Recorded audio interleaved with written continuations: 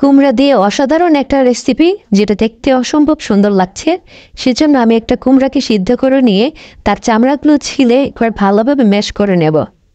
এখন এই কুমড়োর সাথে দিয়ে দেব 35 গ্রাম ডিম, 25 গ্রাম মেল্টেড বাটার, 15 গ্রাম দুধ, 50 গ্রাম চিনি, 4 গ্রাম সল্ট দিয়ে এবার ভালোভাবে মিক্স করে নেব।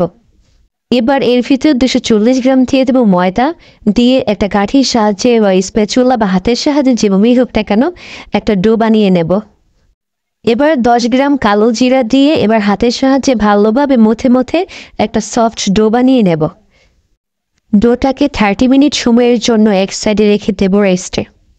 30 মিনিট পর ডোটাকে এবার নামিয়ে একটা বাটার পেপারের উপর রেখে উপর দিয়ে আরেকটা বাটার পেপার দিয়ে চেপে চেপে বেলুনের সাহায্যে একটা লম্বা করে স্কোয়ার শেপে রুটি করে নেব।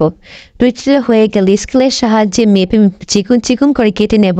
তারপর এক একটা স্লাইসকে এভাবে হাতের সাহায্যে মুড়িয়ে মুড়িয়ে টুইস্ট করে দেব।